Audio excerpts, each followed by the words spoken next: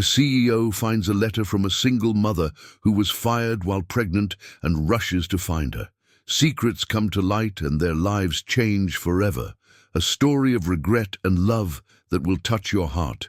Subscribe to the channel, give it a thumbs up, and comment where you are watching from. The private elevator ascended the 42 floors of the corporate building with the silent smoothness of a precision German machine. Through the glass walls, the New York City skyline stretched out like a sea of concrete and ambition under the grey afternoon sky of March. David Anderson adjusted the cuff of his Italian shirt and checked the inherited Rolex from his grandfather, 5:45. Another earnings meeting had concluded with numbers that would make any shareholder smile, but left a bitter taste in his mouth. "Mr. Anderson, the layoff documents are organized on your desk," announced Sarah, his assistant for 8 years, as the doors opened on the top floor. Her professional tone couldn't completely mask the discomfort in her voice. David nodded without responding, crossing the marble-lined corridor to his corner office. The minimalist decor contrasted with the panoramic view of the Hudson River. Coffee-colored Italian leather furniture, a single photo of his parents in a silver frame on the mahogany desk, and his civil engineering diploma from NYU hanging on the wall next to international sustainability certifications. At 42, David had built Anderson and Associates from the ground up, transforming a small construction company inherited from his father into one of the largest real estate firms in the country. His reputation as an inflexible businessman was legendary on Wall Street. Some called him a visionary, others relentless. He preferred to think of himself as pragmatic. 230 layoffs, he murmured to himself, flipping through the documents organized in navy blue folders. Each name represented a family, a story, a dream interrupted. But the numbers didn't lie. The company needed to cut costs to survive the economic crisis plaguing the country. It was then that a plain sheet of copy paper, completely different from the corporate standard, caught his attention among the official documents. The delicate handwriting contrasted with the coldness of the termination contracts typed in Times New Roman font.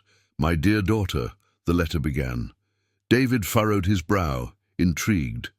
There shouldn't be anything personal in those documents. Sarah was too meticulous to make such a mistake.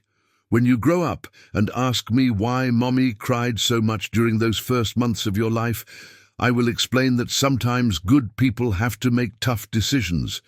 Today I was laid off from the company where I worked for 3 years, along with 200 others. You have been growing inside me for 3 months, and I still don't know how we will manage to pay for health insurance when you are born." David's heart quickened imperceptibly. He leaned back in his executive chair, the noise of traffic 40 floors below seeming too distant to be real. "Your daddy is not with us. He decided he wasn't ready to be a father when he found out about you. But don't worry, my little one.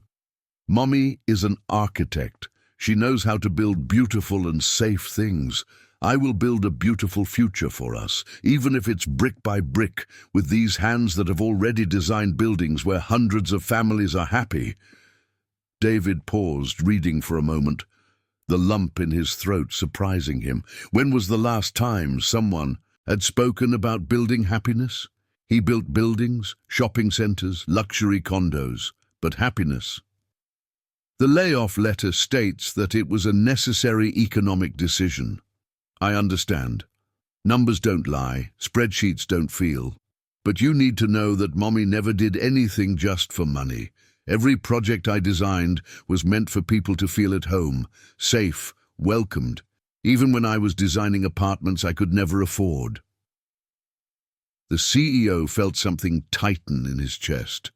He recognized that feeling. It was the same one he felt as a child when he heard his parents arguing about money in the next room, the same feeling that accompanied him at their funeral when he was just 25 and had to take over a company on the brink of bankruptcy.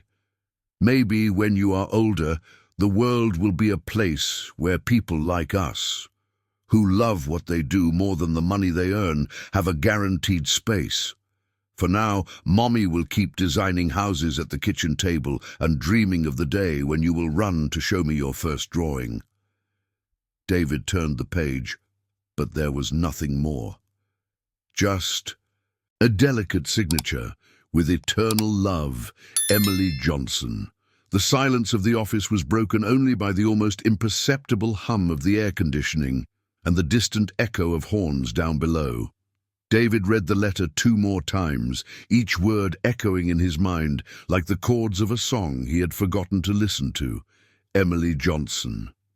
The name meant nothing to him, but something in those words stirred a memory. He opened his laptop and typed the name into the company's internal system. The profile that appeared on the screen made him swallow hard. 28 years. Old architect graduated from Columbia University, specializing in affordable housing. 3 years at the company, evaluations always above average. The photo on the ID badge showed a woman with delicate features, brown hair tied in a simple bun, eyes that seemed to hold dreams larger than herself. But it was when he clicked on the Completed Projects tab that the world seemed to stop. There was the project that had revolutionized the company's approach to affordable housing in the last 2 years. The project that had earned Anderson and Associates an International Sustainability Award and contracts totaling over $50 million. The project was signed as Anonymous Proposal Development Sector. David had always assumed it came from one of the senior architects. He had never bothered to investigate the authorship. "Sarah," he called through the intercom, his voice sounding rougher than usual. "Yes, Mr. Anderson? I need information on Emily Johnson. Address, phone number, any form of contact." A pause. "Sir, she was terminated today. May I ask—" "Just get the information, please." David hung up and returned to looking at the letter. The words danced before his eyes as if they had a life of their own. For 3 years, a young pregnant architect had worked a few floors below him, creating designs that transformed not only the company, but the lives of thousands of families. And he didn't even know she existed. The irony was cruel. While he prided himself on knowing every department, every process, every number of the company, he had completely lost sight of the people who gave life to those numbers. People like Emily, who built happiness brick by brick while he built only wealth. The sun began to set behind the buildings of the Upper East Side, tinting the sky with orange, hues that reflected in the glass windows. David carefully folded the letter and placed it in the drawer of his desk, right next to the photo of his parents. For the first time in years, the numbers on the results spreadsheet seemed insignificant compared to a single question hammering in his mind. How had a man who built homes for others completely forgotten to build his own? The next morning, David woke up before the alarm went off. The first rays of sunlight filtered through the blackout curtains of his flat in Upper East Side, but his mind had been awake for hours, processing every word of that letter as if it were a complex architectural project that needed to be deciphered. The 200-square-meter flat reflected his meticulous personality. Straight lines, neutral colors, designer furniture that looked more like works of art than everyday objects. Everything perfectly organized, everything in its place, everything empty. While making coffee in the Italian machine that cost more than the monthly salary of many employees, David couldn't shake the image of Emily writing that letter at a kitchen table, probably in some small flat in the South Bronx, one hand resting on her growing belly while the other held the pen. "Mr. Anderson, I got the information you requested," said Sarah as soon as he arrived at the office, extending a discreet folder. "Emily Johnson resides in the South Bronx. We don't have an updated phone number. She informed HR that her cell was cut off for non-payment last month." David opened the folder and found an address scribbled on company letterhead, 123 Rose Street, flat 4B. The name of the street sounded almost ironic. Roses, delicate flowers that need special care to bloom. Thank you, Sarah, and cancel my afternoon. Appointments. The assistant raised her eyebrows, surprised. In 8 years working with David, she had never seen him cancel meetings without a concrete business reason. May I know where you are going? In case of an emergency. David hesitated. How to explain that he was about to do something that went against everything he had built about himself? How to say that he was following an impulse he couldn't rationalize? I'm going to resolve a pending matter, was all he managed to reply. At 3 in the afternoon, David parked his black Audi in front of a housing complex that looked like it had come straight from the 80s. 4-story apartment blocks painted in faded colors, with clothes hanging on small balconies and children playing in the central yard. The contrast with his world of mirrored towers and landscaped gardens was striking. He had never set foot in that part of the city. For 42 years, his New York had been limited to the affluent neighborhoods, Upper East Side, Midtown, Chelsea, Tribeca. It was like visiting another country within the same metropolis. The building where Emily lived had no doorman. David climbed the concrete steps, noticing the smell of home-cooked meals wafting from the apartments and the voices of a soap opera echoing through the hallways. On the second floor, he stopped in front of door 4B, his heart beating strangely. He rang the bell once. Silence. He rang again. Who is it? The female voice on the other side was cautious. David swallowed hard. He hadn't planned what to say. My name is David. I would like to speak with Emily Johnson. I'm not receiving visitors. If it's about a bill, you can send it by mail. It's not a bill, he said quickly. It's about the company where you worked, Anderson and Partners. The silence stretched for so long that David began to think she had stepped away from the door. Then he heard the sound of chains being removed and locks being opened. The door opened only a few centimeters, just enough for him to see a face he recognized from the ID photo, but now carried an expression of distrust and exhaustion. Her brown hair was loose, framing a face thinner than in the photo, and she wore a simple t-shirt that couldn't completely hide the gentle curve of her pregnancy. What do you want now? Emily asked, her voice laden with a bitterness that made David involuntarily take a step back. Wasn't the termination enough? Did you come to collect something you forgot? Actually, I came to return this. David pulled the letter from the inner pocket of his suit. I found it mixed in with the company's documents. Emily's eyes widened as she recognized her own handwriting. Her hand instinctively flew to her belly, as if she wanted to protect the baby from an exposure that should never have happened. Did you read it? The question came out as a harsh whisper. David nodded, suddenly feeling like an intruder. I'm sorry. It wasn't intentional. Who are you? Emily interrupted, studying him. He focused on her face more intently.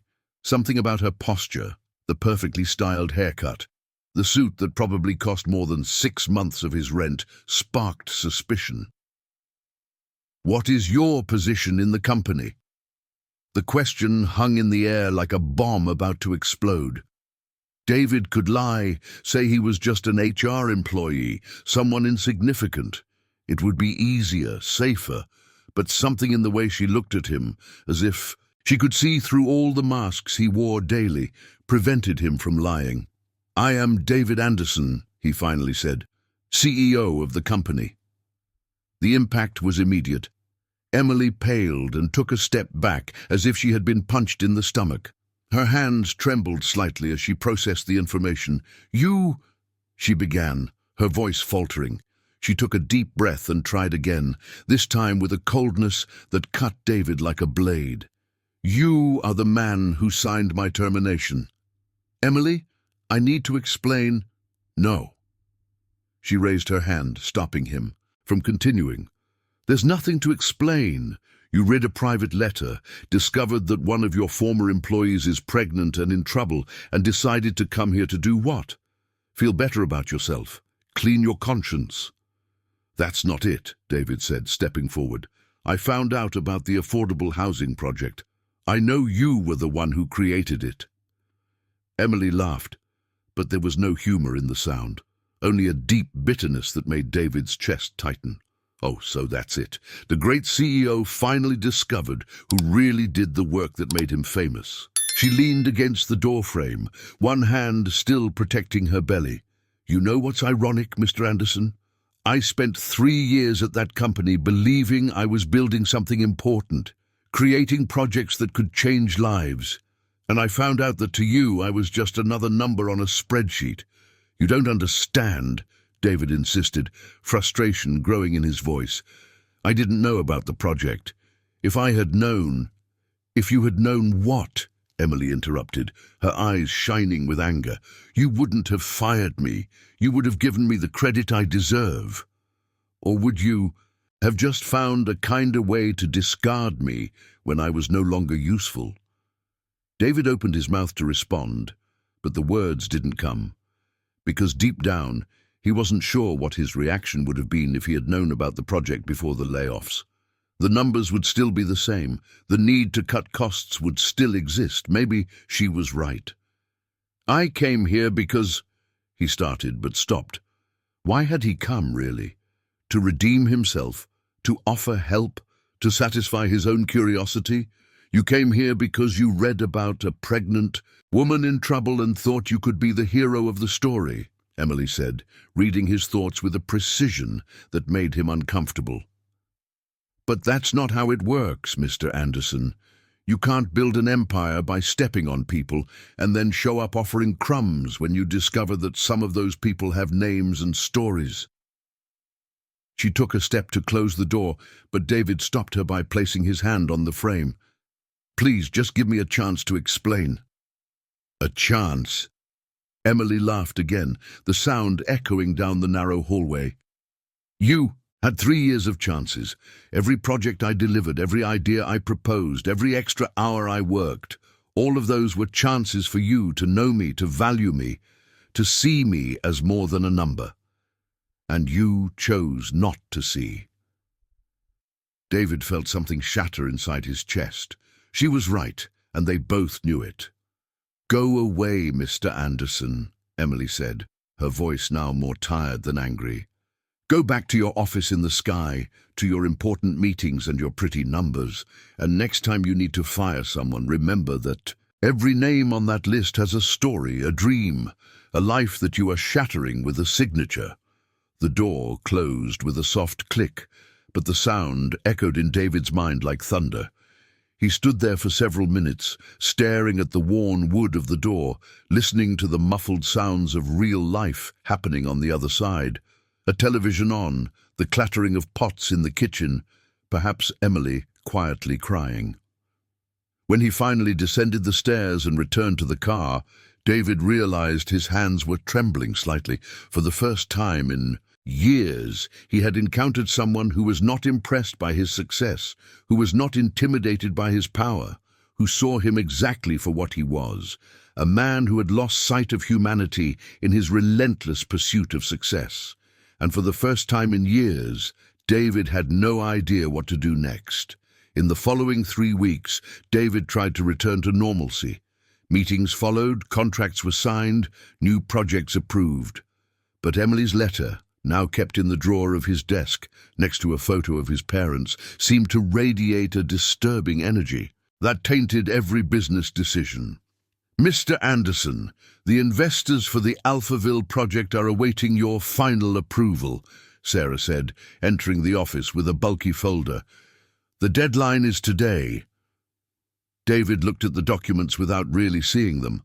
Another luxury condominium, more $3 million flats for executives who would only spend weekends at home.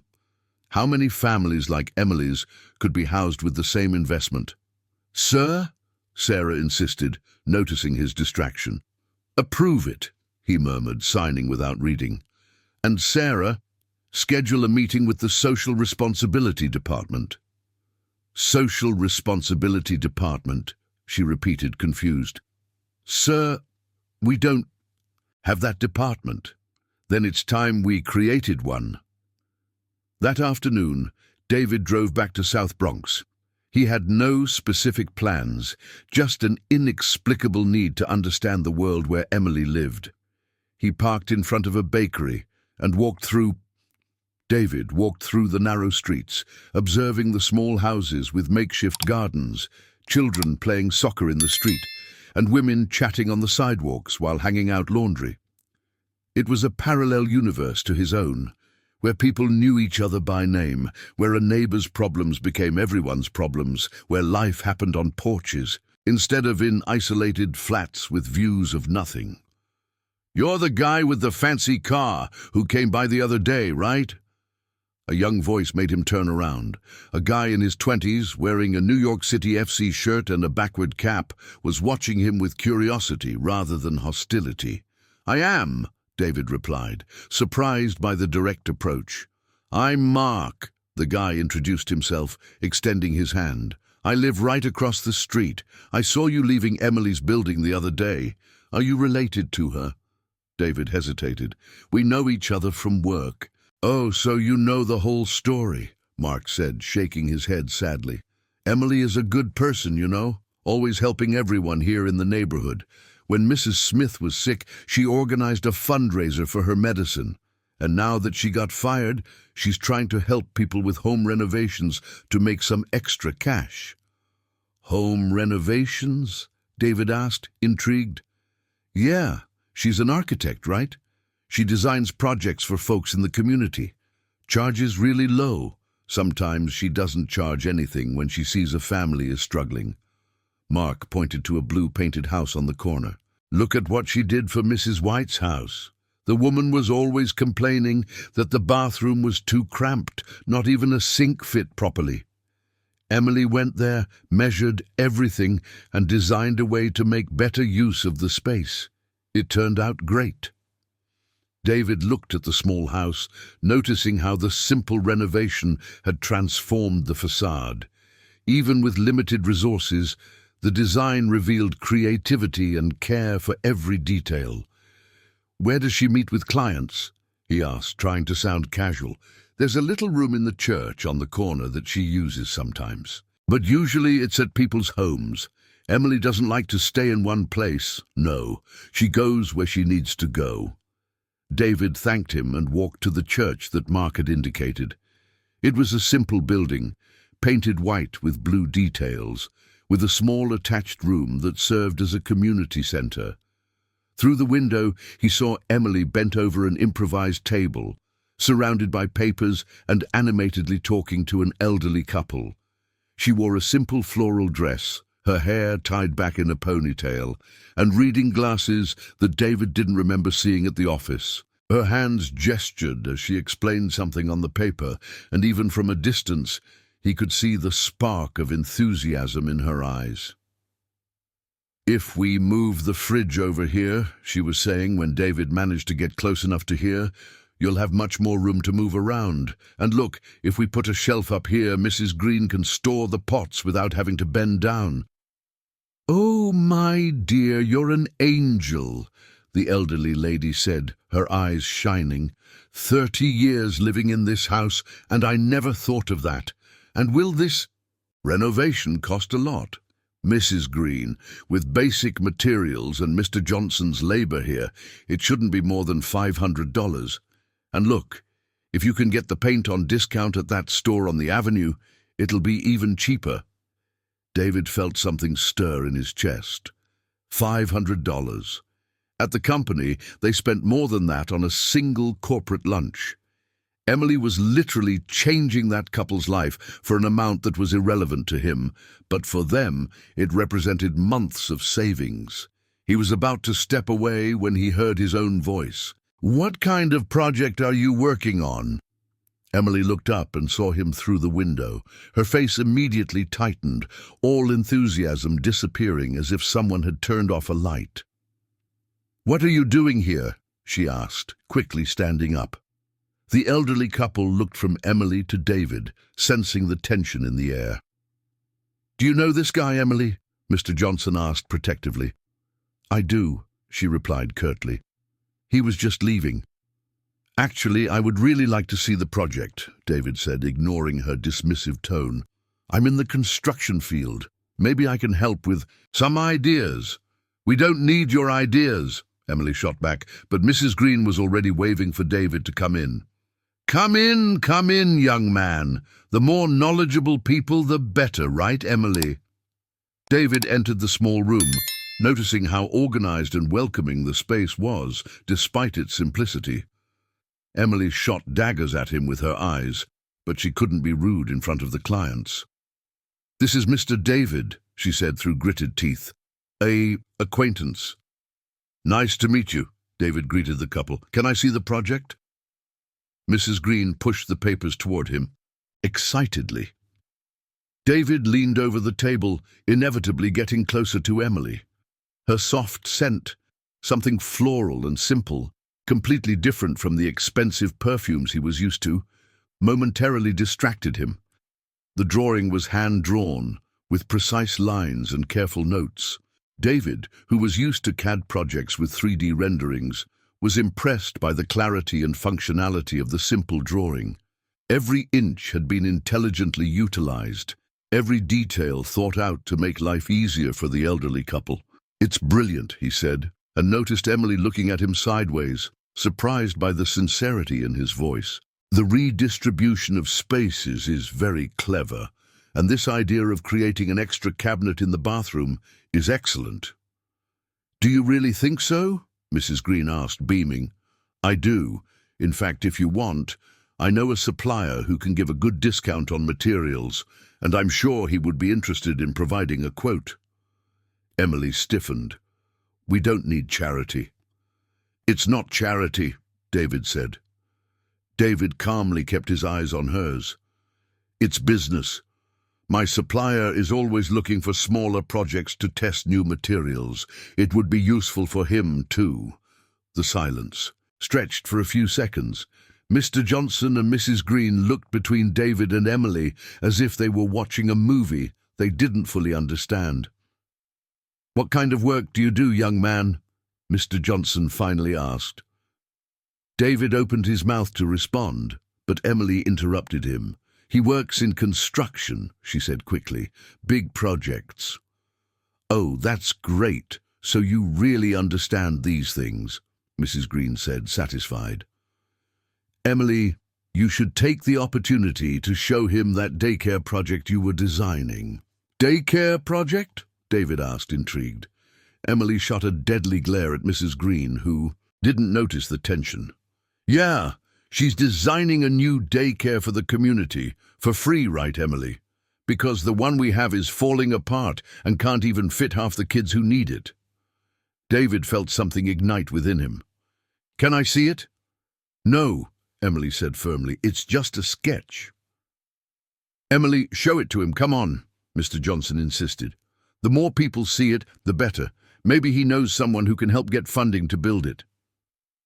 Emily's expression closed off even more. David realized he had touched on a sensitive point. I need to go, she said abruptly, starting to put away the papers. Mrs. Green, Mr. Johnson, we'll talk next week about the budget, okay?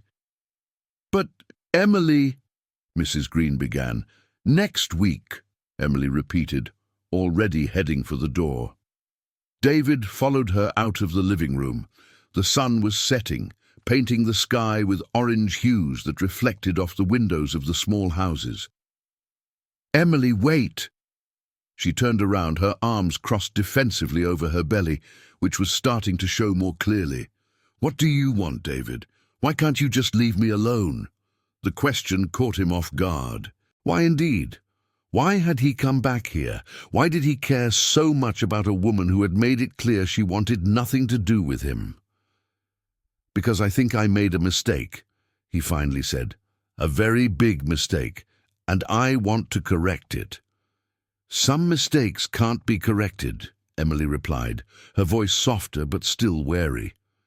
Some things, when they break, don't go back to what they were before. I know that. David took a step forward. But maybe they can become something different, something better. Emily studied him for a long moment, as if trying to decipher something behind his words.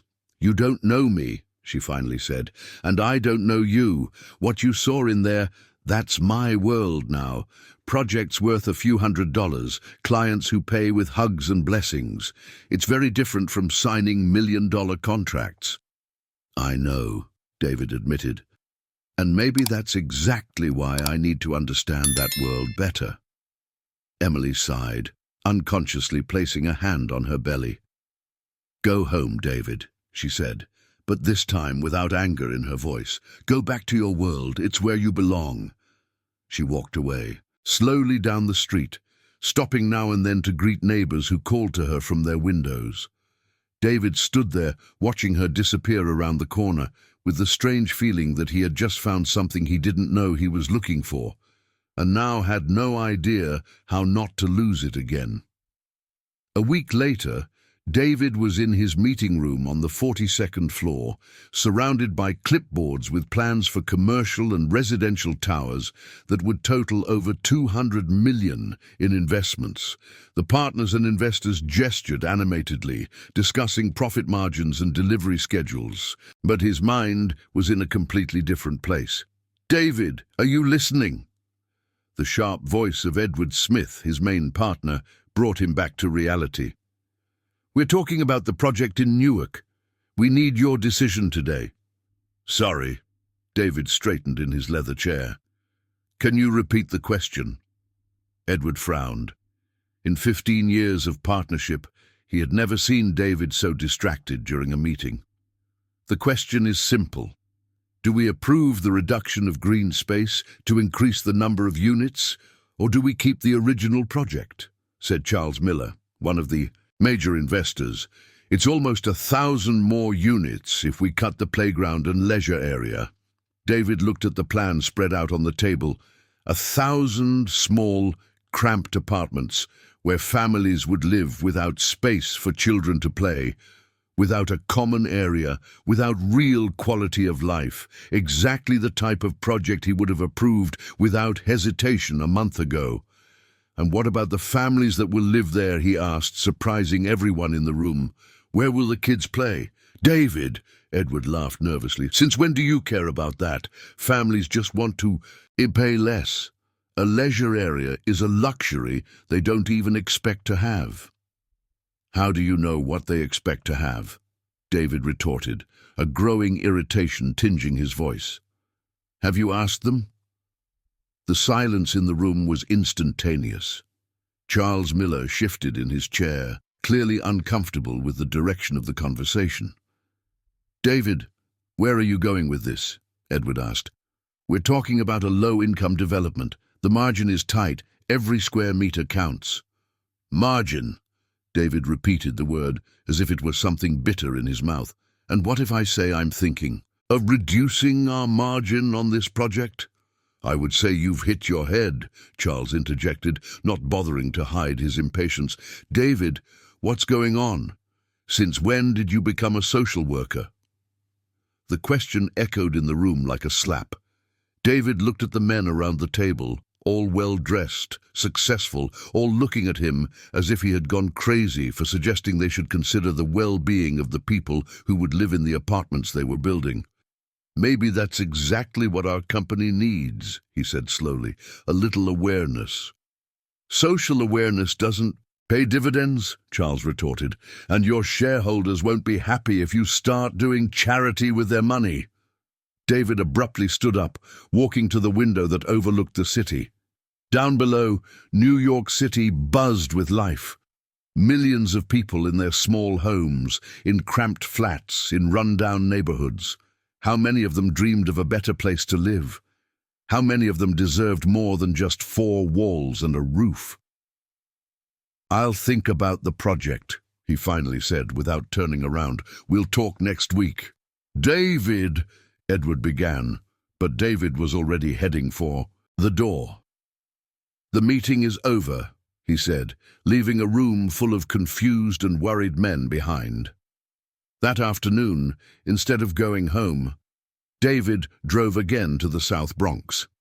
This time, he didn't go straight to Emily's flat. Instead, He parked near the church where he had seen her working and walked through the neighborhood streets, truly observing for the first time. The houses were small, some poorly built, others painted in bright colors trying to disguise structural limitations. But there was something in those streets that was missing in his luxury condos. Real life. Children playing on the sidewalk, neighbors chatting over the fence, women exchanging recipes at the bakery door. Back again? Marcos appeared beside him, carrying a shopping bag. Have you become a regular in the neighborhood? I'm trying to understand some things, David admitted. What kind of things? David hesitated. How to explain to a young man from the outskirts that a millionaire CEO was questioning his entire life philosophy? What it's like to live here, he finally said. What's missing? What could be better? Marcos let out a laugh. Dude, do you want the full list or just the highlights? Because it's gonna take a while. Just give me the highlights. Marcos stopped walking, studying David's face as if trying to understand if he was serious. Really? You want to know? David nodded. Okay, first, transportation. The subway doesn't come here. The bus is terrible. It takes 2 hours to get to downtown. Second, health clinic. Only one for the whole area, always crowded. No one can get an appointment. Third, school. The ones here are overcrowded, lacking teachers, lacking materials. David absorbed every word, doing mental calculations. How much would it cost for the company to sponsor a health clinic or a better school? And what else? He asked. Recreation area for the kids. There's no decent park nearby. The kids play in the street because there's nowhere else.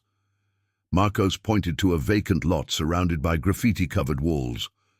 That lot has been empty for years. They say some developer bought it to build an apartment complex, but no one ever comes here to even clear the weeds. David followed Marcos's gaze. The lot was large, well located, perfect for a residential development or a park or a daycare. Do you know which developer? He asked. I don't know, but Emily might. She's the one who chases after these things for the neighborhood association. Emily is part of the neighborhood association? She is, man. She organized the daycare project. She's been trying to get funding for months, but no one is interested in investing in a community like this. David felt a pang in his chest. Can I see this project? Marcos studied him again, now with more curiosity than suspicion. Dude, can I ask you something? What kind of work do you do again? David hesitated again. Lying was becoming increasingly difficult. I work in construction, he said, which was technically true. Oh, so you must know the big firms in the city, right? The ones that build malls, commercial buildings. Some, David admitted. So maybe you could help Emily find someone willing to fund the daycare. She designed a beautiful project, but no one wants to invest because it doesn't make a profit. They stopped in front of the church. Through the community room window, David saw Emily again, bent over papers, this time alone. The afternoon light gilded her loose hair, and she chewed on the end of a pencil while making calculations on a simple calculator. Emily! Marcos knocked on the window. Look who I found here! Emily looked up, and her face tightened when she saw David. Marcos, don't you have anything better to do? She asked, but without real irritation in her voice. I'm going, Marcos laughed. But first, let me say one thing. Your friend here was asking about the daycare project. He said he might know someone who can help. Marcos, Emily began, a warning tone in her voice. What? The guy seems nice, and you always say we have to explore all possibilities, right? Marcos waved goodbye and walked away, leaving David alone outside the window. Emily stared at him for a long moment before sighing and gesturing for him to come in. You really don't give up, do you? She said when he entered the room. I guess I don't know how to give up, David admitted, looking at the papers scattered on the table. Can I see? Emily hesitated, then pushed a draft in his direction. "It's just a rough draft." David leaned over the paper and felt his breath escape. The project was extraordinary, a daycare specifically designed for that community, with spacious classrooms, covered and uncovered play areas, a community garden, a children's library. Every detail had been thought out to maximize the well-being of the children with minimal resources. "Emily, this is amazing." "It's unfeasible," she corrected, bitterness tinging her voice. "No developer wants to take on a project that doesn't make a profit, and the City Hall doesn't have the budget for this kind of work." "How much would it cost to build?" "About $800,000, with good quality materials, much less than a luxury flat on the Upper East Side." David did quick calculations. 800,000 was what the company spent on marketing in a single month. It was less than the annual bonus. Emily laughed humorlessly. "Someone like who? A fallen angel from heaven?" David looked her in the eyes, making a decision he knew would change everything. "Someone like me." The pencil she was holding fell onto the table. "What did you say?" "I said I want to fund this project." Emily stood up so quickly that her chair almost toppled backward. "David, what kind of game are you playing?" "It's not a game," he said, standing up as well. "I'm serious." "Why?" The word came out as a muffled scream. "Why would you do that? Why would a guy who doesn't even know me want to spend almost $1 million on a daycare for a community that isn't even in his neighborhood?" David was silent for a moment. How could he explain that a scribbled letter had turned his world upside down? How could he say that he was discovering he had spent years building buildings but had never built anything that truly mattered? "Because you're right," he finally said. "About everything. About me not knowing the people I build for. About me becoming just numbers and profit. About me forgetting that behind every project are real lives." Emily stared at him, searching for signs of deceit or manipulation. "And you think you can clear your conscience by building a daycare?" "No," David admitted. "I think I can start becoming a better person, and maybe, in the process, build something that really makes a difference in someone's life." The silence stretched between them, heavy with tension and unspoken possibilities. Outside, the sound of children playing in the park mixed with the distant noise of traffic, creating the soundtrack of a real life that David was just beginning to discover. 2 weeks had passed since David made his proposal, and Emily still hadn't given an answer. During that time, he discovered that anxiety was a completely new sensation for him. The CEO, who made million-dollar decisions without blinking, was losing sleep over the silence of a pregnant architect living in the South Bronx. "Mr. Anderson, the meeting with the Japanese investors is in 10 minutes, Sarah announced, entering the office with her usual efficiency. "And Mr. Smith is urgently asking to speak with you." David nodded distractedly, looking out the window toward the southern part of the city. Somewhere in that direction, Emily was probably working on her $500 projects, wondering if she should trust the man who had fired 230 people at once. The meeting with the Japanese investors went on autopilot. Presentations about return on investment, timelines, profit projections. David smiled at the right moments, asked appropriate questions, closed a $50 million deal. But his mind was elsewhere, calculating how many daycares could be built with a fraction of that amount. When the Japanese left, Edward immediately entered, shutting the door behind him with more force than necessary. "David, we need to talk, now. If it's about the Newark project, I've already decided. We're keeping the green spaces."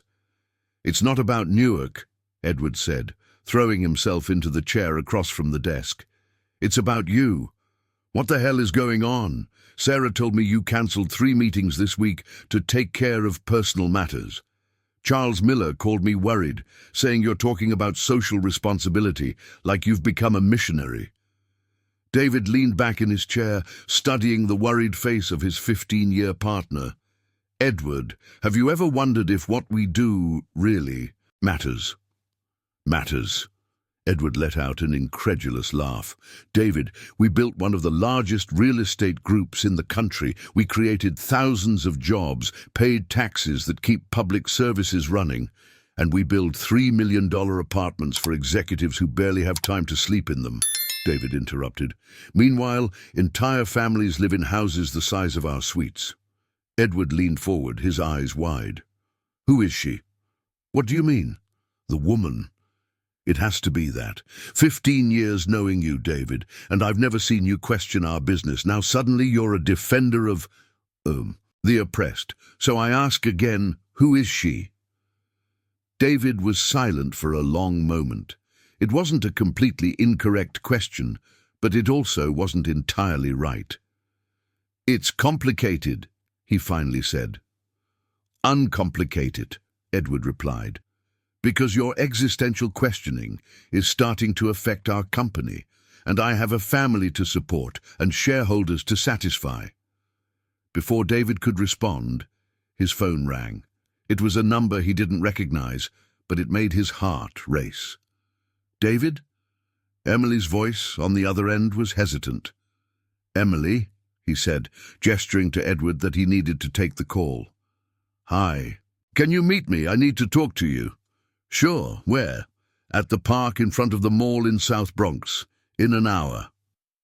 The call ended, leaving David staring at the phone as if it held all the answers to the universe. Edward, I need to go, he said, already standing up and grabbing his jacket. David, we haven't finished our conversation. We have, David said, heading for the door. And Edward?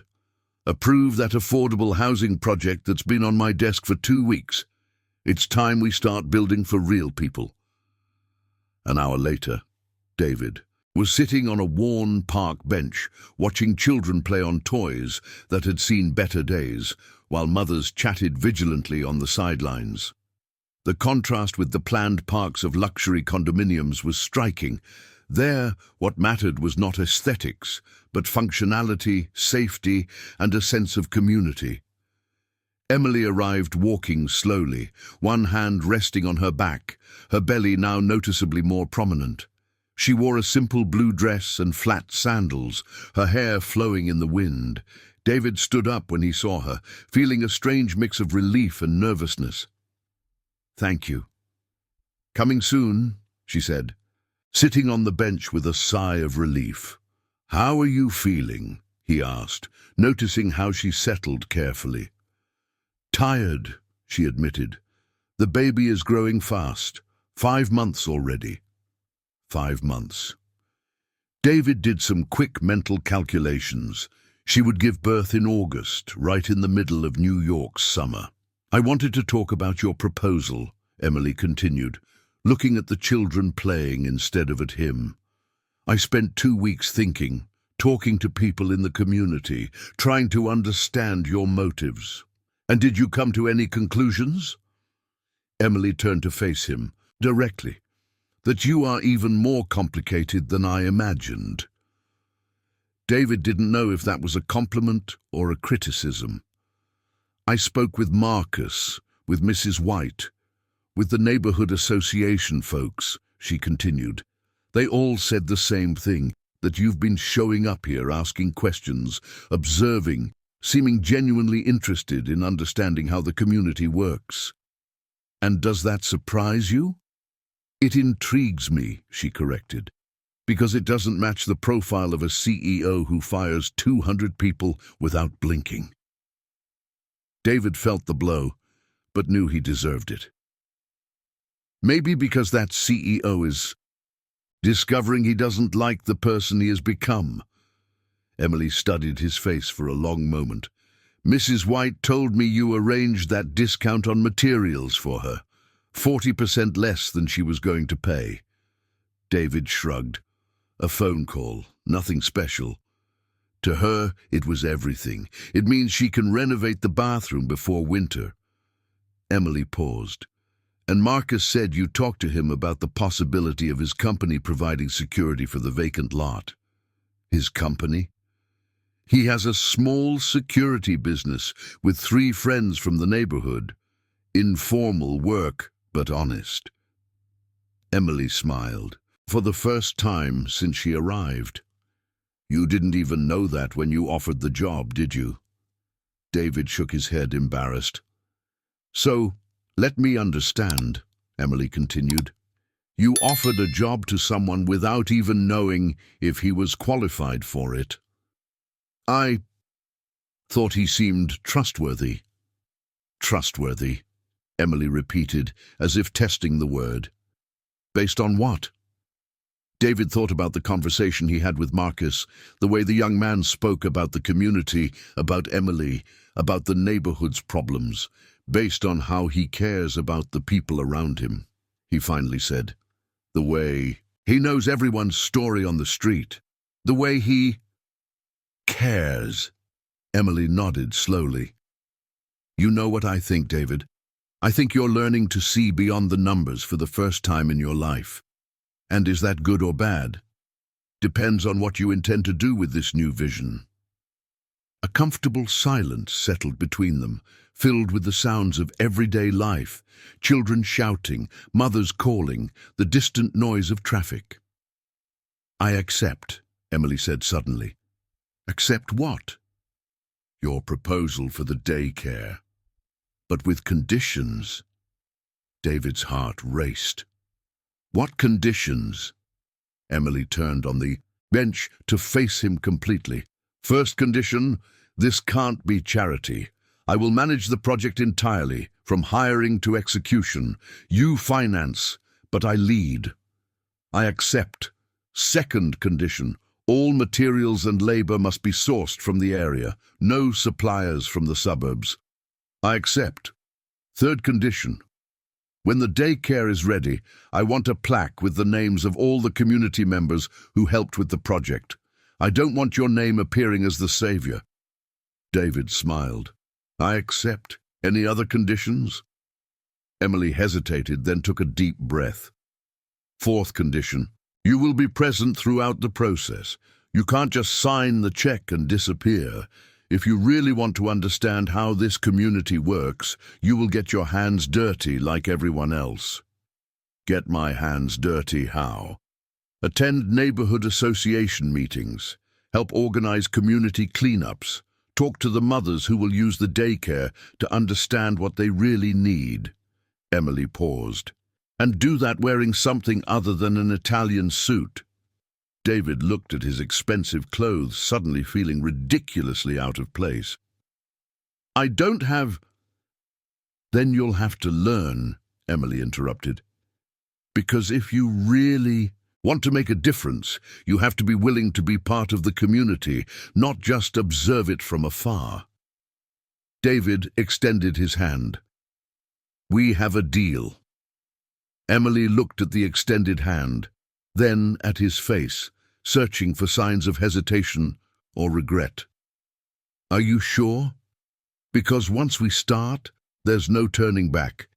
The community will know who you are, will expect things from you. You can't just change your mind when you get tired of playing at being a regular person. The statement hurt more than David expected, but he kept his hand extended. I'm sure. Emily shook his hand, and for the first time, David felt the calluses on her palms, marks of a life of real work, of projects designed late into the night, of a determination that no MBA could teach. Then welcome to the real world, Mr. Anderson, she said, a wry smile touching her lips. I hope you know what you're getting into. David looked around the community center, at the children playing joyfully despite the worn-out toys, at the mothers turning vigilance into community, at Emily beside him with her growing belly and unshakable dreams. I think I finally do, he replied, and for the first time in years he was sure it was true.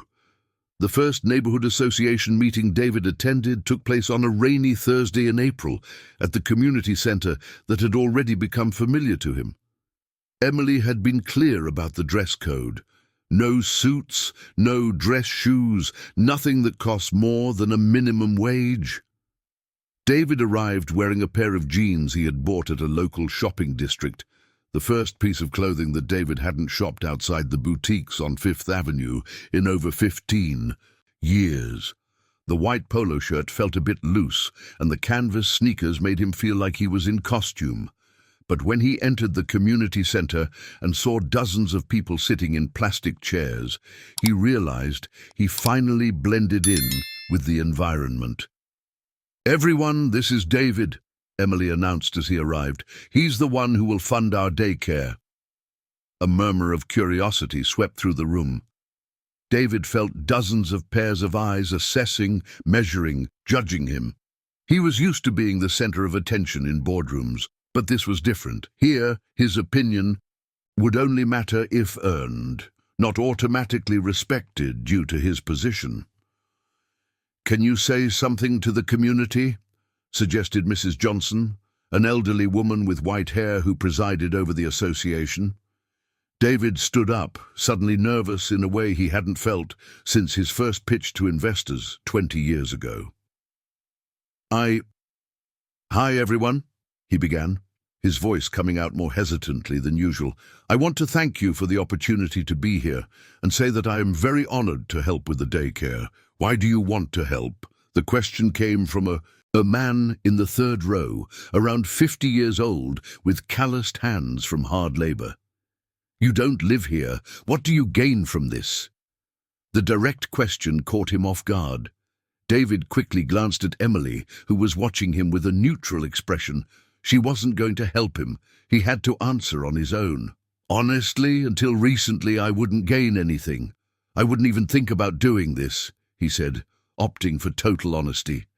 "But I met Emily and her work, and I realized I've spent my life building things that don't make a real difference in people's lives. I want to change that." "And how do we know you won't back out halfway through?" asked a young woman holding a child in her arms. "When you get tired of playing at helping the poor?"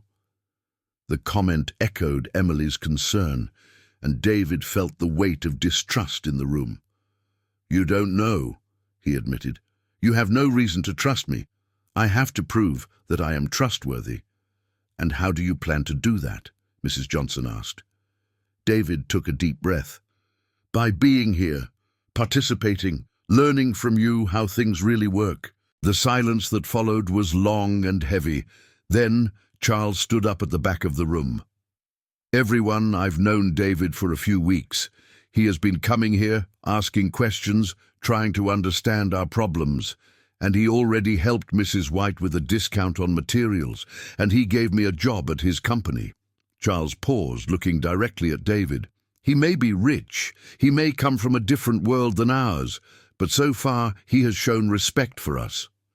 "Respect is good, but we need guarantees," said the man with calloused hands. "How do we know he won't build a daycare and then use it for his company's marketing?" "Because the daycare will belong to the community," Emily interjected.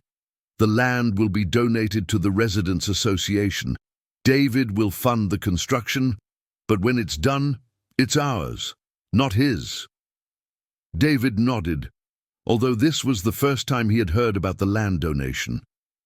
Emily hadn't mentioned this in her conditions, but it made sense. And surprisingly, the idea didn't bother him. "All right," Mrs. Johnson finally said, "let's give him a chance. But David, you need to understand one thing. Here we don't operate just with money. We operate with trust, with teamwork, with everyone pitching in. Are you willing to do that?" "I am," David replied without hesitation. "Then welcome to the association," she said. And for the first time since he arrived, David saw genuine smiles around the room. The meeting continued for another 2 hours, discussing practical details of the construction, timelines, community needs. David actively participated, asking questions about aspects he had never considered in his corporate projects: how transportation for the children would work, what activities would be offered, how staff selection would be done. "We need "Least 40 spots," explained Lisa, a mother of 3. "But it would be ideal if we could get 60 because there are mothers here who can't work because they have nowhere to leave their little ones." "And there has to be a space for mothers to breastfeed," added Jessica, another young woman with a baby in her arms, "because many people here work far away. But if there was a place to nurse during lunch, it would be much better." David mentally noted every suggestion, every expressed need. It was a world completely different from corporate briefings. Here, every detail directly impacted the real lives of real families.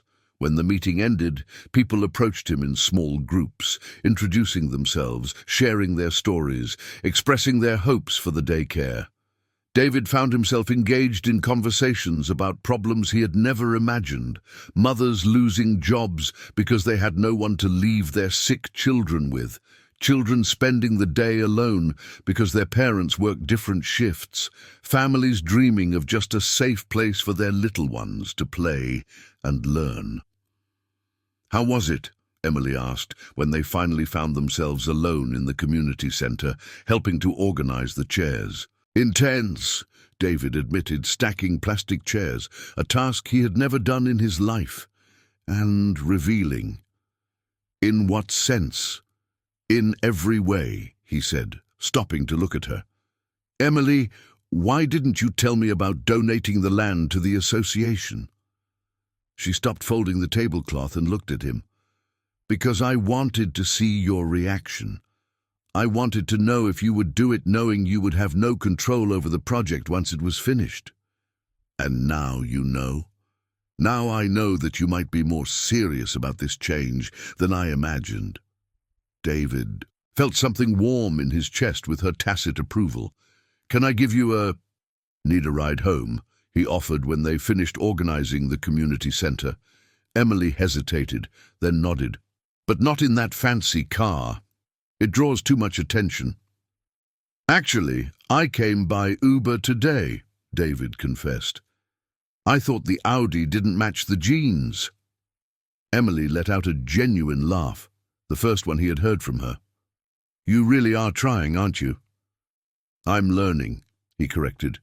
"Huge difference." They walked together through the neighborhood streets, now more familiar to David. Some people greeted them, especially Emily, who seemed to know half the residents by name. David observed how she interacted with each person, always interested, always genuinely attentive, always willing to listen. "Can I ask you a question?" he said when they stopped in front of her building. "Sure." "Why did you decide to trust me?" "Really?" Emily paused for a moment, one hand resting on her growing belly. "Because I saw how you looked at Mrs. White's and Mr. Johnson's projects," she finally said.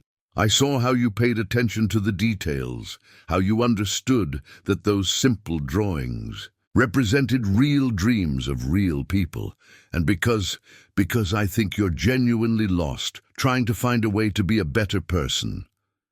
"And do you think I'm finding it?" Emily smiled, but there was sadness in her smile. "I think you're trying. But David, real change is hard. It's easy to wear jeans and sit in a plastic chair for a few hours. The hard part is when your wealthy friends start questioning you, when your partners think you've gone crazy, when you have to choose between profit and doing the right thing." The words echoed in David's mind as he returned home by Uber, watching the city pass by the window. Emily was right, of course. The easy part was just beginning. The real test would be when his old world collided completely with the new one.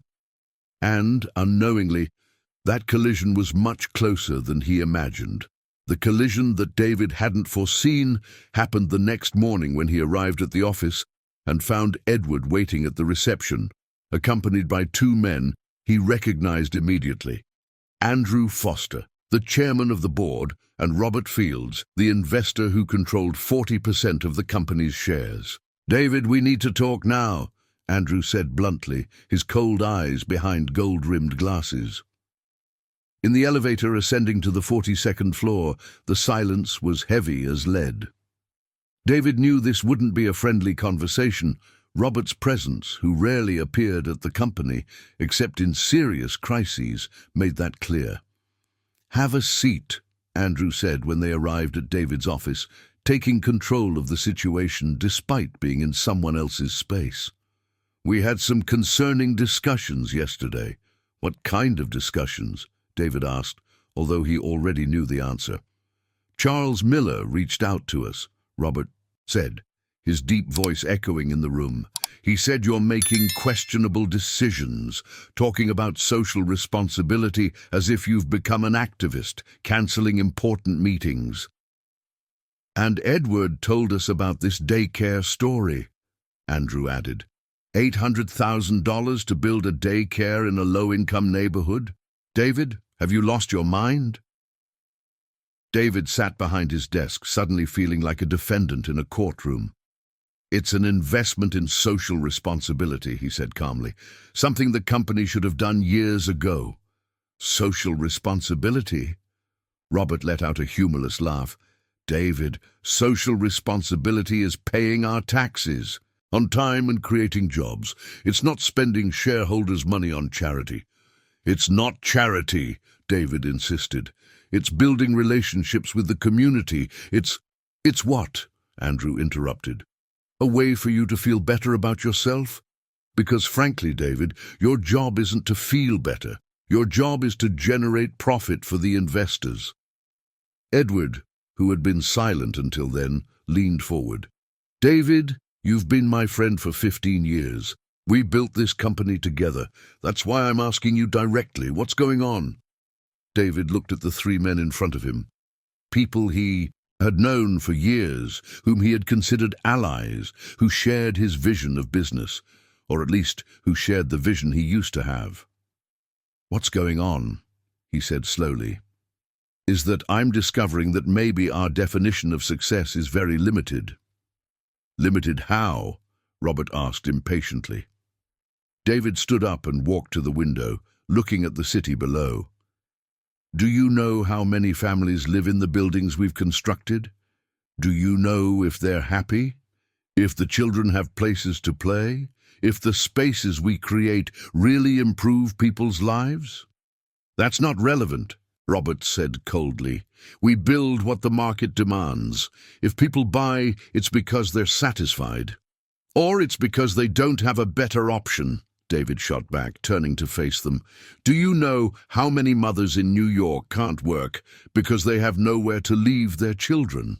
How many kids grow up without access to quality education simply because they were born in the wrong zip code?" "And since when is that our problem?" Andrew asked, irritation rising in his voice. "David, we're a private company, not an NGO. Why can't we be both?" The silence that followed was tense and loaded. Edward shook his head, as if watching a close friend lose their sanity. "David, you're 42, single with no children.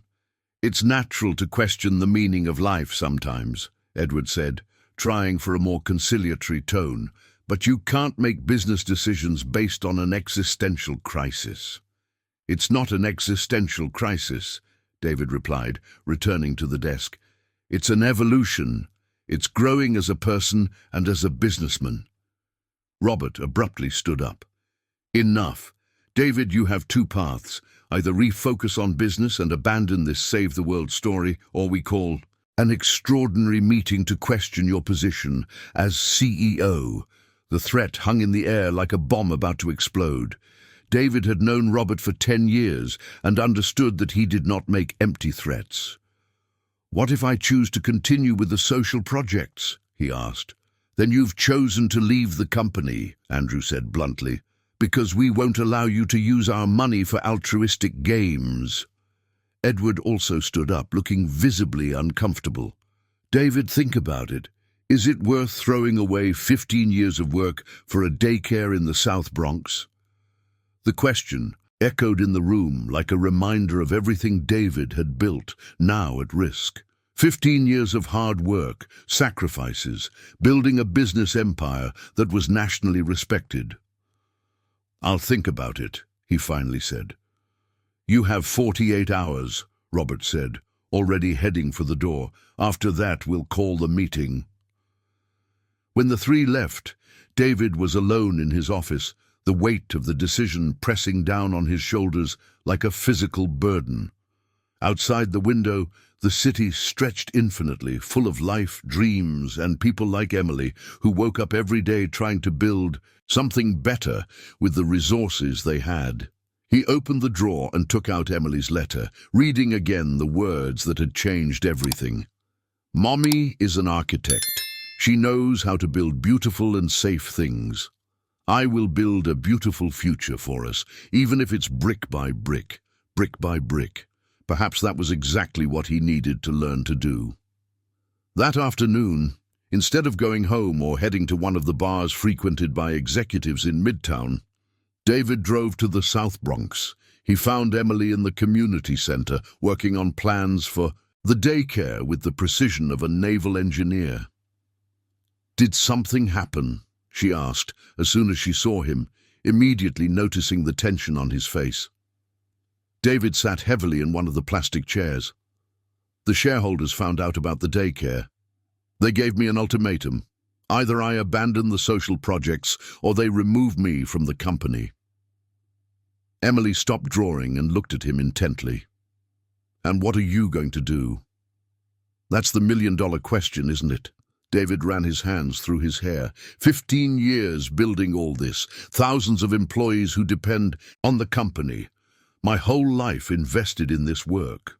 And what if you choose to stay with the company? Then the daycare doesn't happen, and probably no other social project will either. Emily nodded slowly, then returned to focusing on the drawings.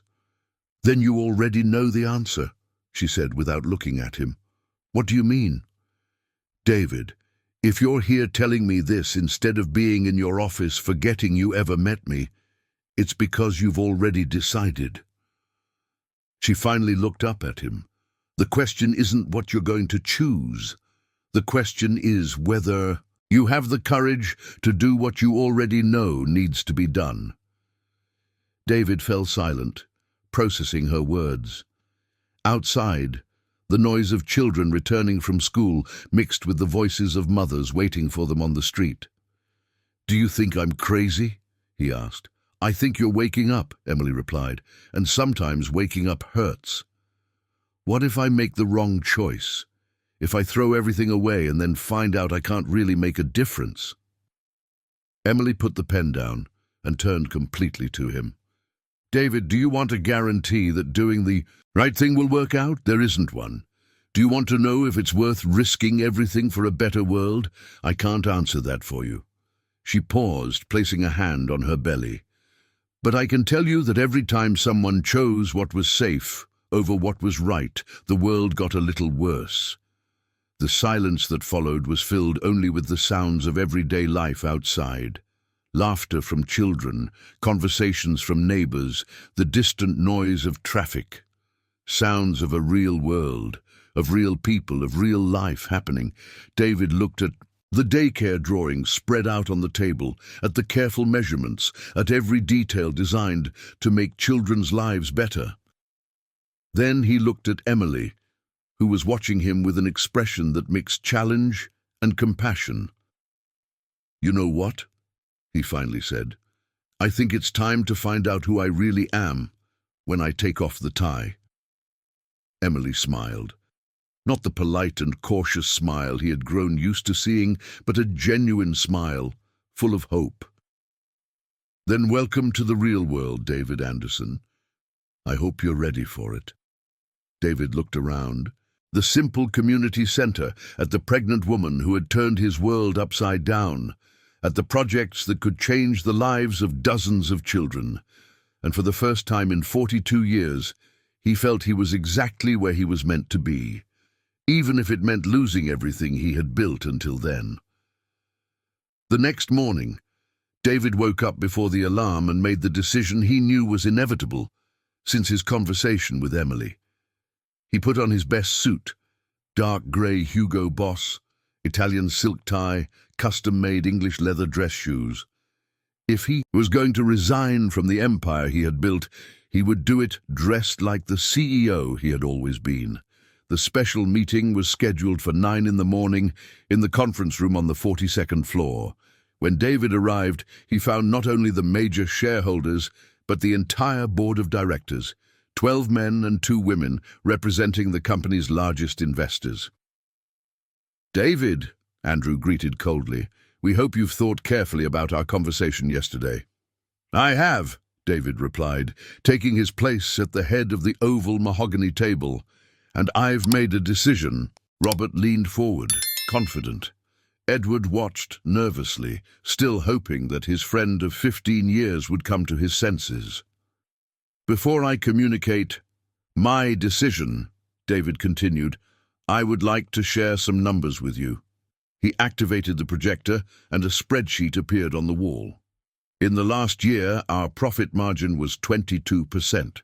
We built 16 developments, generating $450 million in revenue." He paused, looking at each face at the table. "And do you know how many of the families living in our buildings I know personally? 0. "David, where are you going with this?" Andrew asked impatiently. "I want to get to the fact that we built an extremely profitable business that has no real connection to the impact it has on people's lives." David changed the slide. "This is a survey I commissioned last week about resident satisfaction in our developments." The numbers on the screen made some board members shift uncomfortably in their chairs.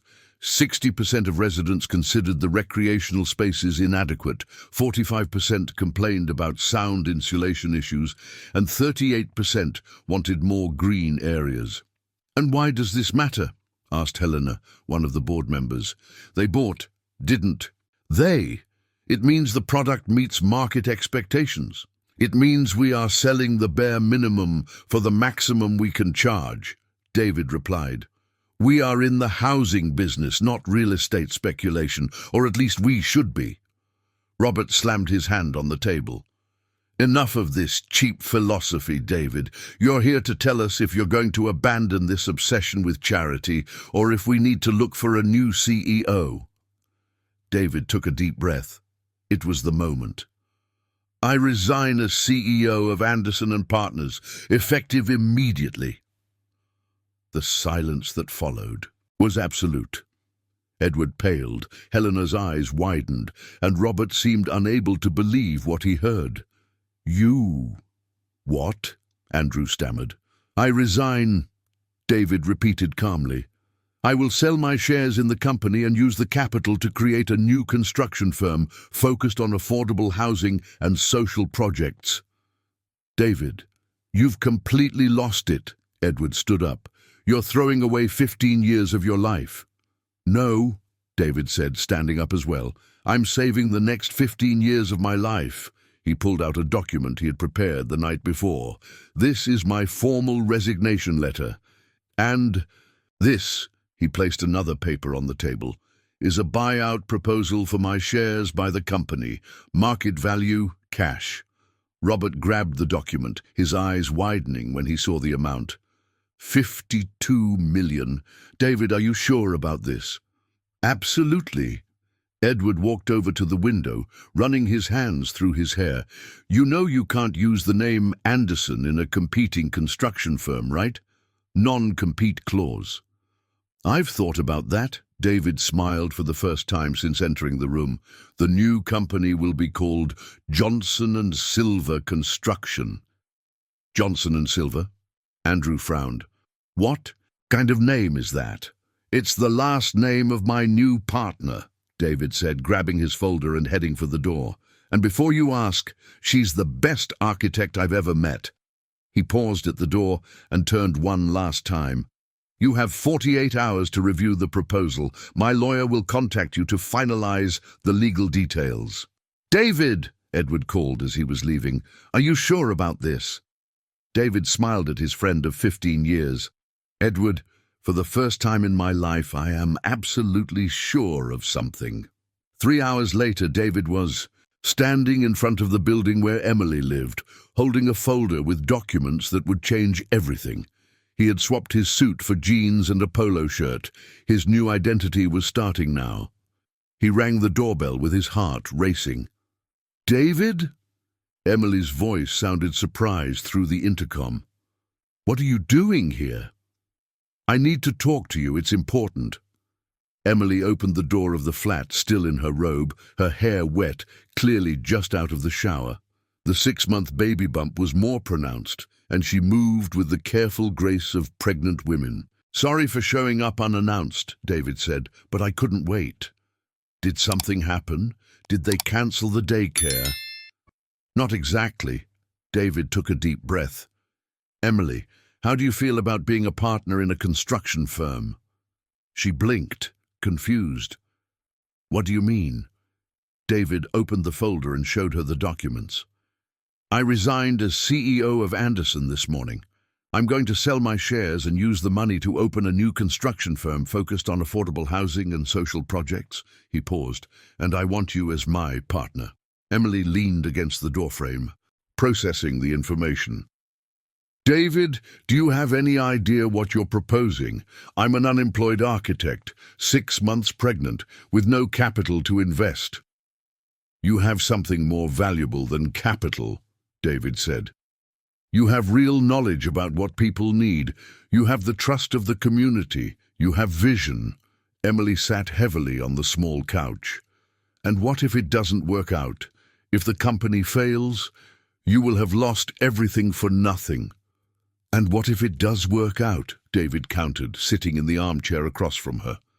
"Emily, imagine how many families we can help.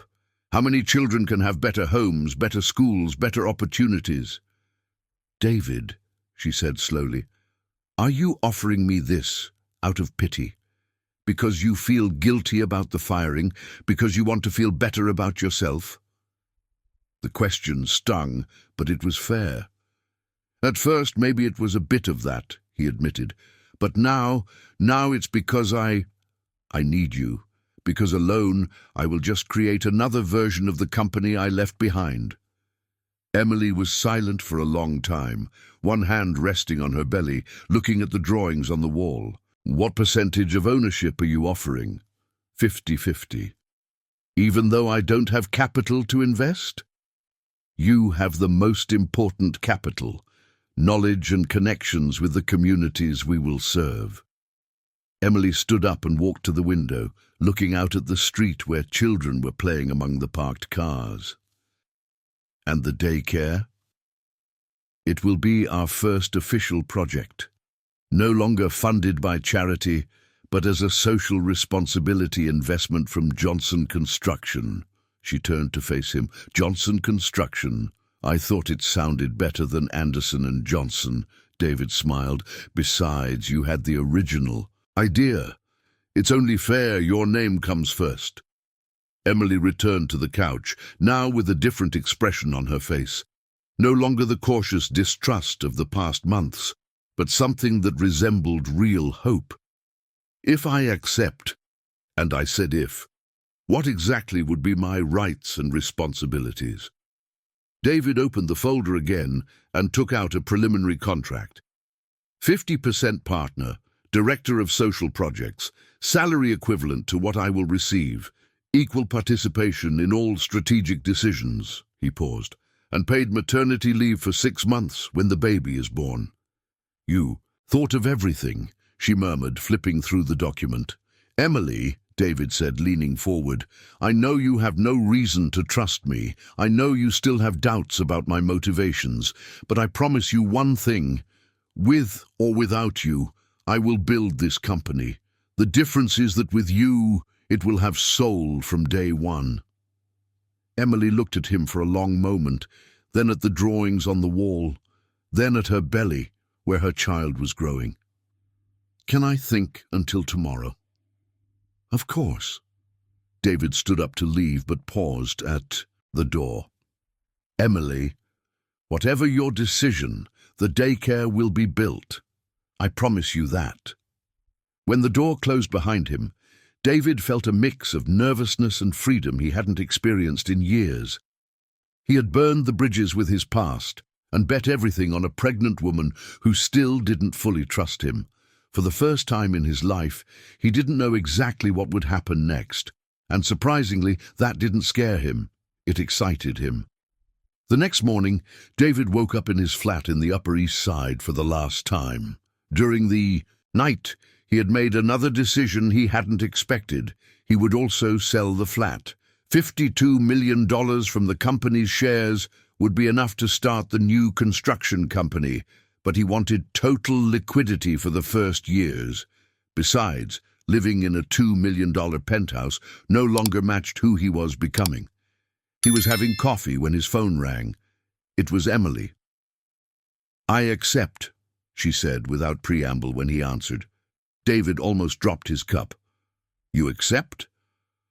"I accept being your partner, with a few additional conditions." "What conditions?"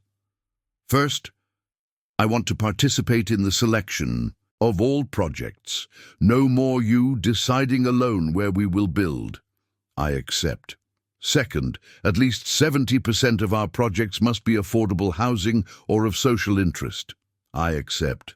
"Third, all employees of our company must receive a decent salary and full benefits. No exploiting laborers and helpers."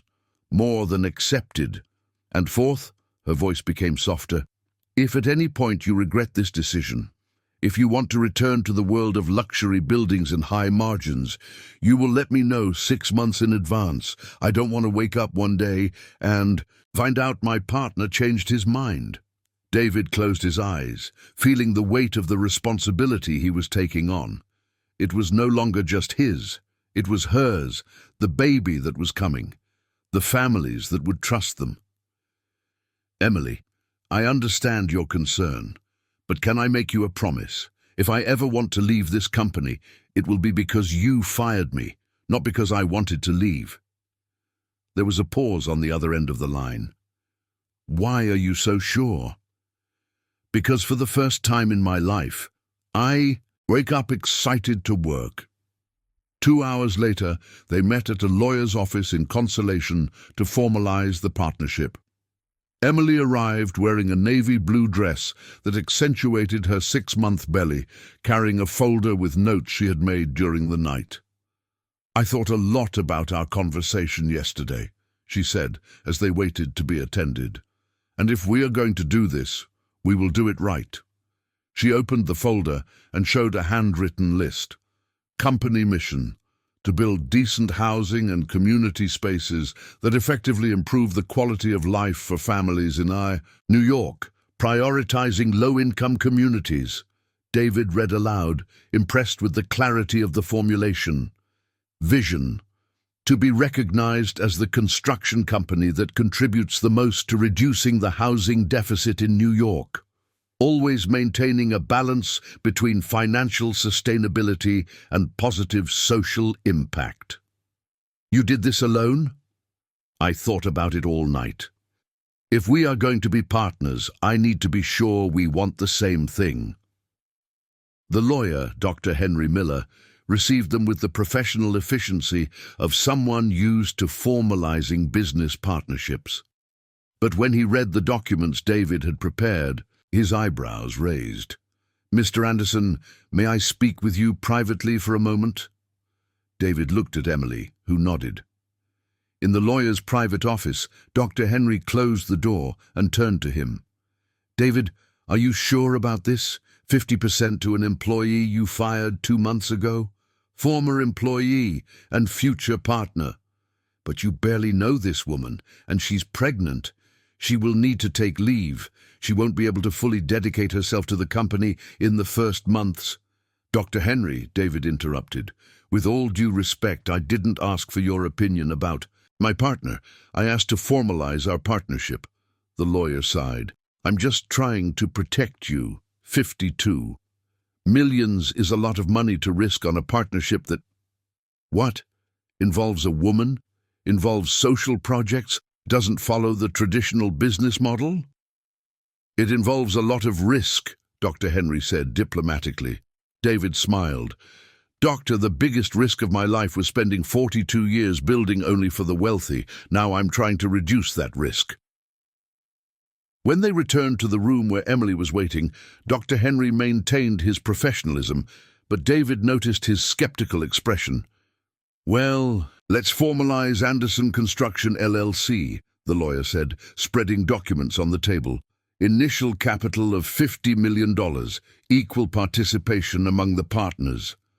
Actually, Emily interrupted, I want to make a change. David looked at her, surprised. What change? I want it to be 51% for you, 49% for me. Emily, we agreed. I know what we agreed. But David, you are investing $50 million. I'm investing my time and knowledge. It's not equitable. And if we ever need to make tough decisions, someone needs to have the casting vote. Dr. Henry seemed relieved by the suggestion, but David shook his head. I won't accept that. Why not? Because 50-50 means we are truly partners. It means you are not working for me. You are working with me. Emily was silent for a moment, then smiled. All right. But when I have a terrible idea and you want to fire me, remember that you insisted on this. An hour later, they left the office as official partners of Anderson Construction. On the sidewalk, Emily stopped and looked at David. And now? Now, we need to find an office, nothing too fancy, something that fits our new philosophy. I have a better idea, Emily said. How about we set up the office right in the neighborhood where we are going to work, in the South Bronx? David considered the suggestion. It made perfect sense. They would be close to the community, better understand local issues, and be more accessible to clients. Brilliant. Do you know of any place? I do. There's a commercial space on the main street that has been empty for months. The owner is a friend of Mrs. Johnson. That afternoon, they visited the space, a spacious salon on the ground floor of a simple building with large windows facing the busy street. It was rustic, needed renovation, but had potential. How much does he want for rent? David asked the owner, Mr. Thompson. $500 per square meter, Mr. Thompson replied. Emily almost choked. Mr. Thompson, that's Upper East Side pricing. Here in the neighborhood, the rate is at most $15. The man shrank back, clearly embarrassed for trying to pull a fast one. It's just that you guys are... I thought that we were suckers because of his car, Emily finished, looking at David's Audi parked out front. Mr. Thompson, we are going to be your neighbors for the next few years. Don't start our relationship by trying to deceive us.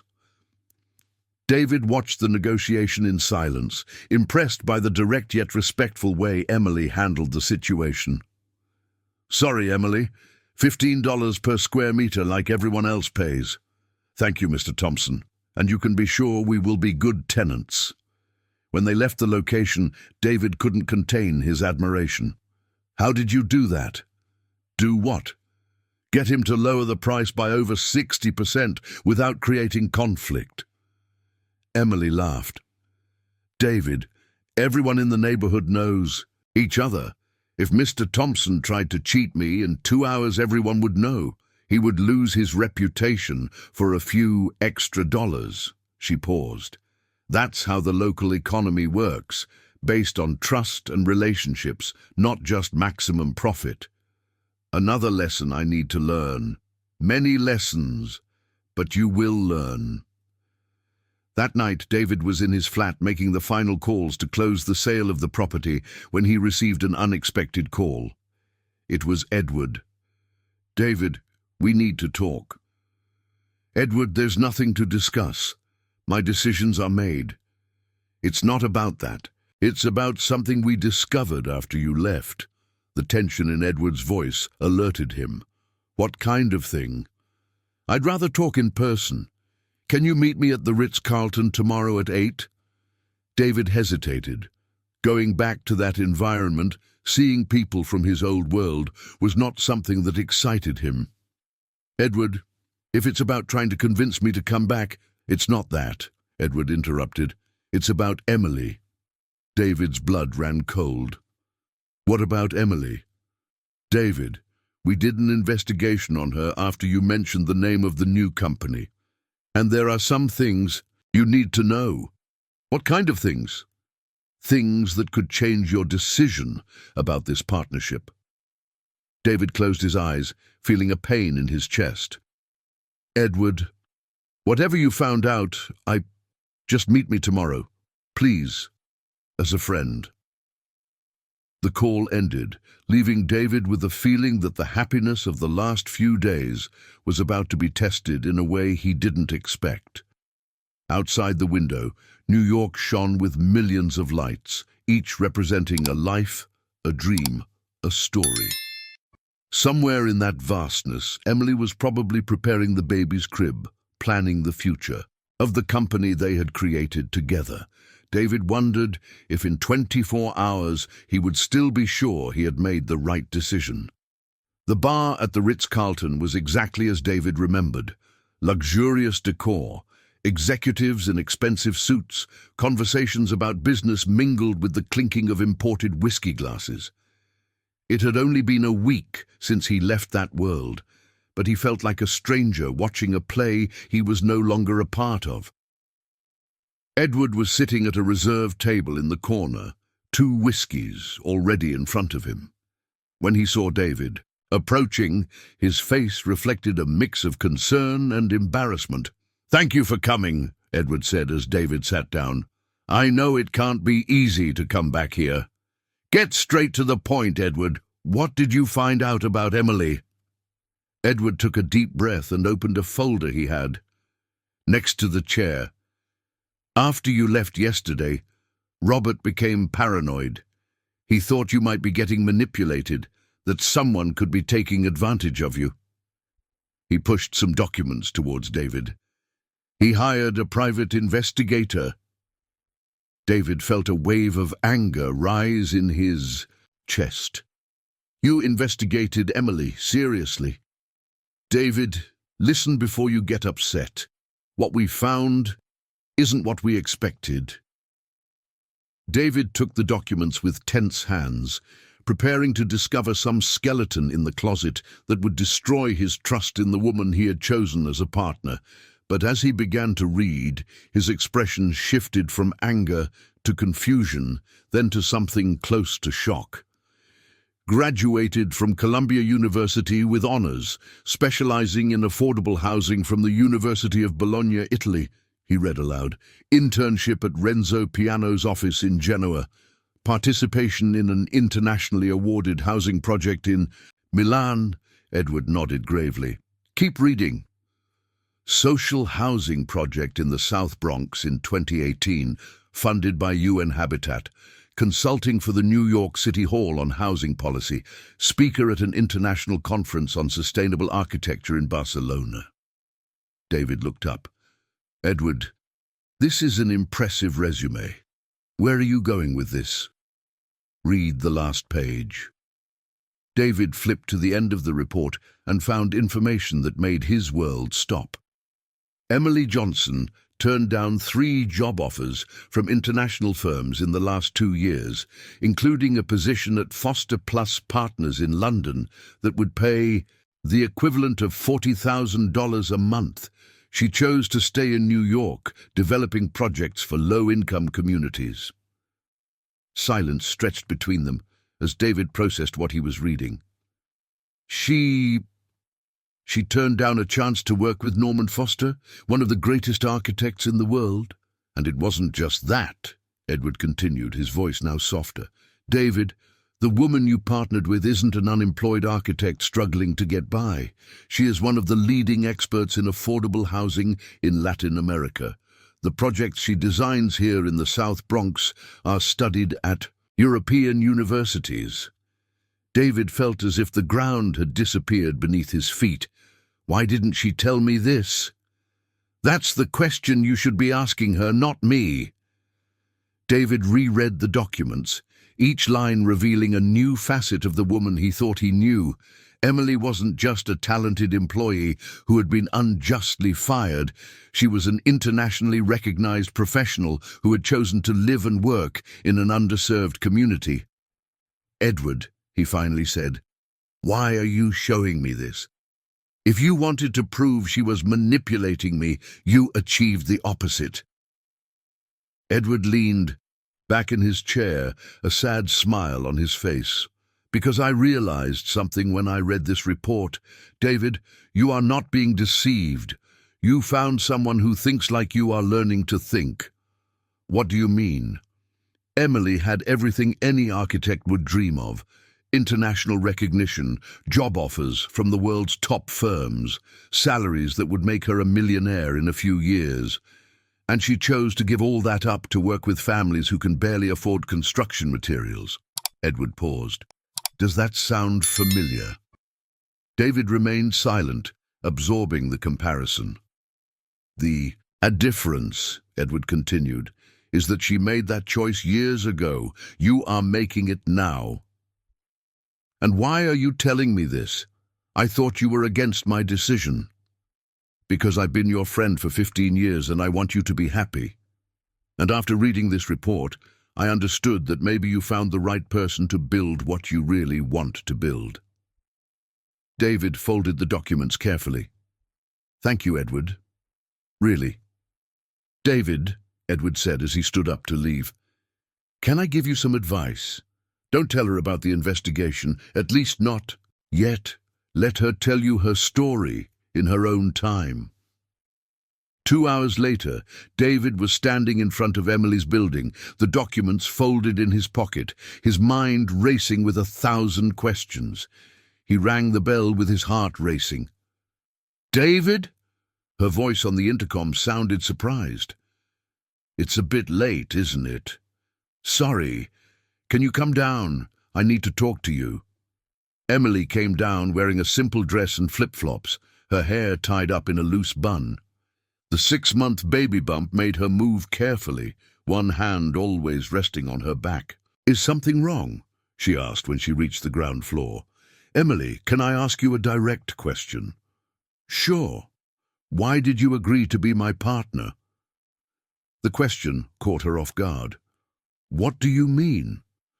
Why would an architect with your talent and experience want to partner with a businessman who just discovered there's a world beyond luxury buildings?"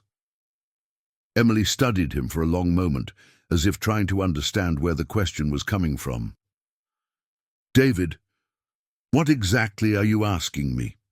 He took a deep breath, opting for honesty. "I'm asking why you didn't tell me about your work in Italy, about the international offers you turned down, about the fact that you are internationally recognized as an expert in affordable housing." Emily's face immediately closed off. "You investigated me?" "It wasn't me," David said quickly. "It was my former partners, but that doesn't matter now. What matters is why you let me think you were just a laid-off employee who needed help." Emily walked a few steps toward the street, then turned to face him. "And what if I had told you, if in our first conversation I had said I studied in Italy, that I worked with famous architects, that I turned down million-dollar offers to stay here? What would you have thought?" "I would have thought you were amazing." "No," Emily shook her head. "You would have thought I was arrogant, or that I was lying, or that I had some psychological issue for turning down so many good opportunities." David fell silent, recognizing that she was probably right. "David, you met me in a vulnerable situation. Pregnant, laid off, living in a small flat in the South Bronx. And that's how you learned to respect me. Not for my degrees or the awards I've won, but for the work I do here with these people with the resources I have. But why did you choose this? Why did you give up everything?" Sarah leaned against a tree, one hand on her stomach.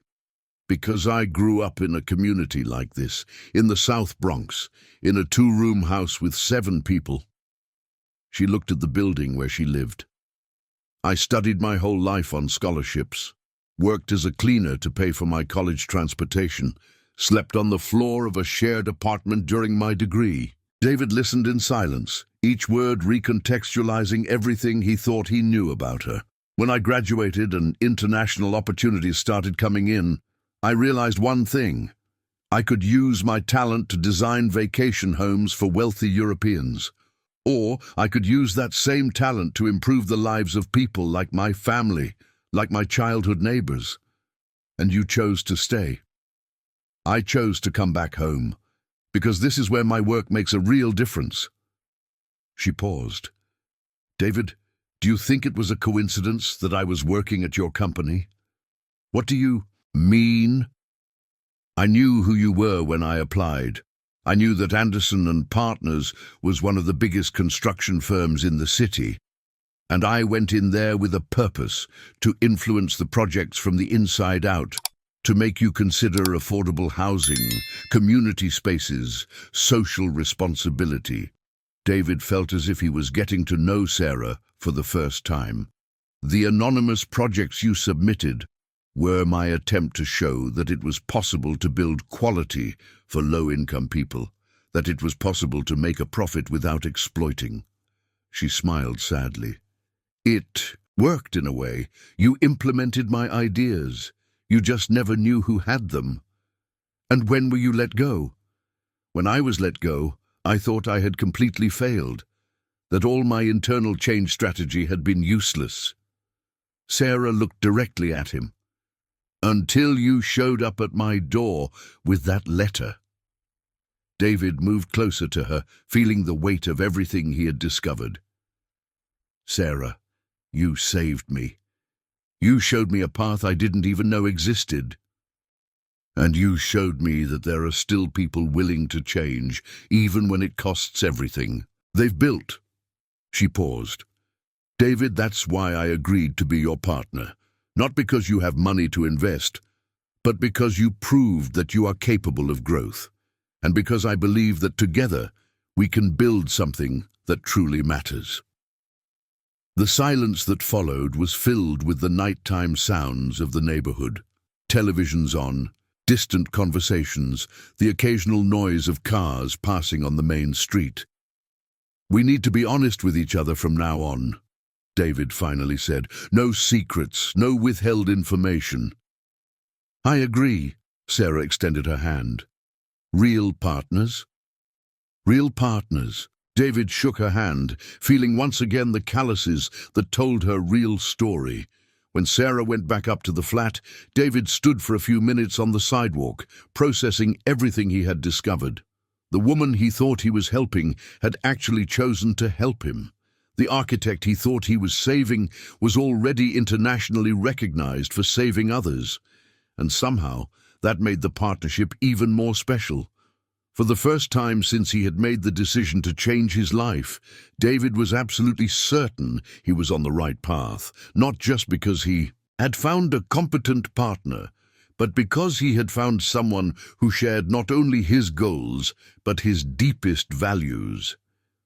As he drove back to his flat in the Upper East Side for the last time, David smiled, thinking about the daycare they would build, the projects they would develop, the lives they could touch.